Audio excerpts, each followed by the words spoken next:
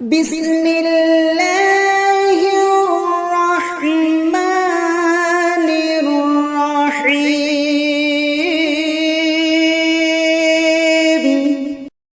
আসসালামু আলাইকুম ওয়া রাহমাতুল্লাহি ওয়া বারাকাতুহু।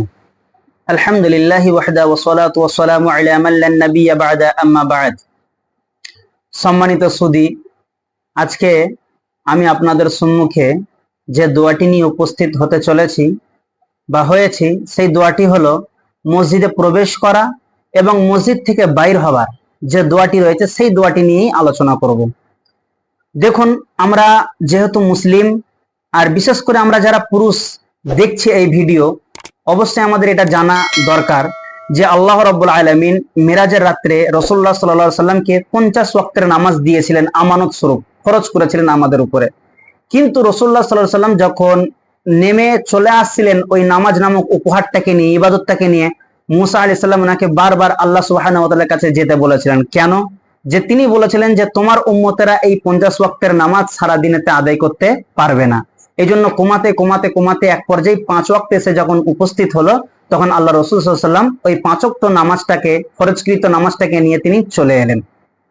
তাহলে যারা আমরা পুরুষ আছি, আমাদের জন্য প্রত্যেকেরই এই 5 ওয়াক্তের নামাজকে আদায় করা জামাতের সঙ্গে, মানে বা জামাত অর্থাৎ জামাতের সঙ্গে মসজিদে গিয়ে আদায় করা ফরজ।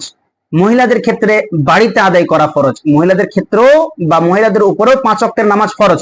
কিন্তু মসজিদে যাওয়াটা শর্ত নয় যে তাদেরকে মসজিদে গিয়েই পড়তে হবে, এমনটা নয়। যদি মসজিদে 5 ওয়াক্ত নামাজের মহিলাদের জন্য ব্যবস্থা থাকে, তাহলে আলহামদুলিল্লাহ সে যেতে পারে। তাদের যদি সেরকম ব্যবস্থা থাকে, কোন রকমের ফিতনা যদি ভয় না থাকে, কোন রকমের পর্দার যদি খিলাফ না হয়, তাহলে সে যেতে পারে। আর যদি ব্যবস্থা না থাকে, তাহলে তাকে বাড়িতে হার হালাতে 5 ওয়াক্তের নামাজ পড়তে হবে। যেহেতু আজকে আমার টপিক বা আলোচনার বিষয় হচ্ছে মসজিদে প্রবেশ করা এবং মসজিদ থেকে বাইর হবার দোয়া, এজন্য আমি বিশেষ করে আজকের এই নসিহাটাকে পুরুষ মানুষদেরকে কেন্দ্র করেই বলতেছি। যে আমার যুবক ভাই অথবা যারা পুরুষ আমার বয়োজ্যেষ্ঠ আছেন, ওনাদের কাছে বলছি যে রাসূলুল্লাহ সাল্লাল্লাহু আলাইহি ওয়াসাল্লাম বলছেন যে ইদা দাখালাল মসজিদা ইজা আহাদুকুম, যখন তোমাদের মধ্যে কেউ দাখালাল মসজিদা মসজিদে প্রবেশ করবে, ফালিয়াকুল, সে যেন এটা বলে। কি বলবে? আল্লাহুম্মা ফতাহলি আবওয়াবা রাহমাতিকা। আরো একবার দোয়াটি বলি। আল্লাহ রাসূল সাল্লাল্লাহু আলাইহি ওয়াসাল্লাম বলছেন যে যখন তোমাদের মধ্যে কেউ মসজিদে প্রবেশ করবে, তখন সে যেন এই দোয়াটি বলে। দোয়াটি কি? আল্লাহুম্মা ফতাহলি আবওয়াবা রাহমাতিকা। এই দোয়ার অর্থ কি?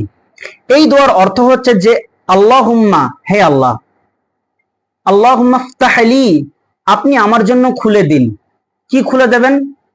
আবওয়াবা, তোমার রহমাতিকা, তোমার রহমত সমূহের আবওয়াবা, দরজাগুলো। আল্লাহুম্মা ফতাহলি আবওয়াবা রহমাতিকা, হে আল্লাহ রাব্বুল আলামিন, আপনি আমার জন্য আপনার রহমতের দরজা সমূহগুলোকে উন্মুক্ত করে দিন, খুলে দিন। তার মানে আপনি যখন মসজিদে প্রবেশ করছেন, শুধুমাত্র যে আপনি আল্লাহর তাসবিহ তাহলিল করবেন এমনটা কিন্তু নয়, বরং আপনি আপনার নিজের জন্য এমন কিছু চান যেগুলো আল্লাহ তাবারাক ওয়া তাআলা জানেন। যেমন আপনি বাইত বাইনি থেকে নিয়ে সালাম ফেরা পর্যন্ত যতটা না আল্লাহ তাবারাক ওয়া তাআলা তাসবিহ তাহলিল করেছেন, তার থেকে বেশি আপনি নিজের জন্য চেয়েছেন। কোনোদিন দেখেছেন আপনি বাইত বাইনি থেকে নিয়ে সালাম ফেরা পর্যন্ত এই দোয়াগুলোর মধ্যে আপনি কি কি বলছেন?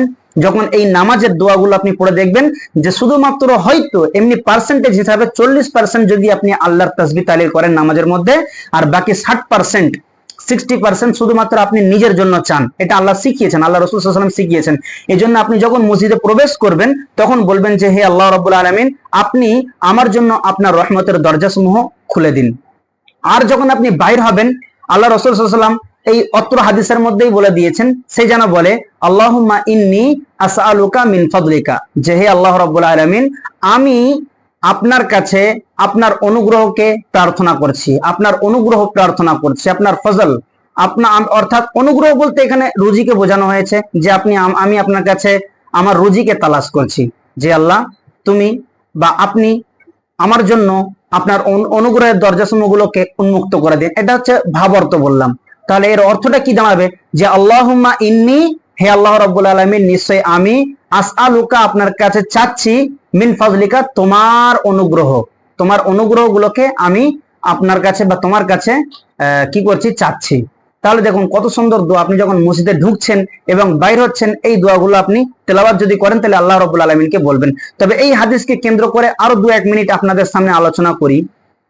আল্লাহ রাসূল সাল্লাল্লাহু আলাইহি ওয়াসাল্লামের অন্য হাদিসের মধ্যে বর্ণিত আছে যে আপনি যখন মসজিদে প্রবেশ করবেন আল্লাহর নাম উচ্চারণ করবেন এবং রাসূলুল্লাহ সাল্লাল্লাহু আলাইহি ওয়াসাল্লামের উপরে দরুদ পাঠ করবেন। এজন্য এই হাদিসের মধ্যে নেই, তবে অন্যান্য হাদিস দ্বারাতে প্রমাণিত আছে যে যখন কোনো ব্যক্তি মসজিদে ঢুকবে সে যেন তখন বলে বিসমিল্লাহি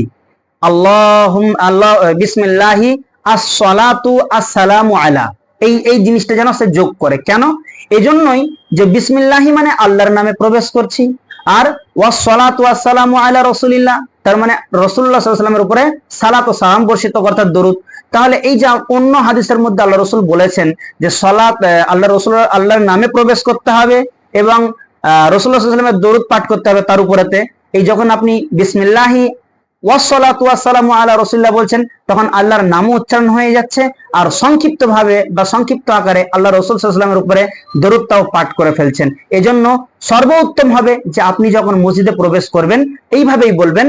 আর ঢোকার প্রসেসটাও আল্লাহ রাসূল বলে দিয়েছেন যে যখন মসজিদে আমি প্রবেশ করব তখন আমরা আমাদের ডান পা যেটা আছে সেটাকে প্রথমে রাখবো এবং বলবো বিসমিল্লাহি ওয়াসসালাতু আসসালামু আলা রাসূলিল্লাহ আল্লাহুম্মা ইফতাহলি আবওয়াবা রাহমাতিকা। আর ঠিক এইরকম ভাবে যখন আমরা ইবাদত বান্দেগি কমপ্লিট করে বাইরে হয়ে চলে আসবো তখন ডান পা নয় বরং বাম পাটাকে আগে রাখবো।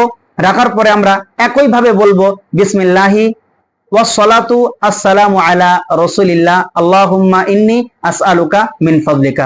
আল্লাহ সুবহানাহু ওয়া তাআলার কাছে দোয়া করি যে আল্লাহ তাবারাক ওয়া তাআলা যাতে করে আমরা এই দোয়াগুলোকে মুখস্থ করে নিয়ে এর উপরে ঠিকঠাক ভাবে আমল করতে পারি সে তৌফিক তুমি আমাদেরকে দান করো, আমিন। আসসালামু আলাইকুম ওয়া রাহমাতুল্লাহি ওয়া বারাকাতুহু।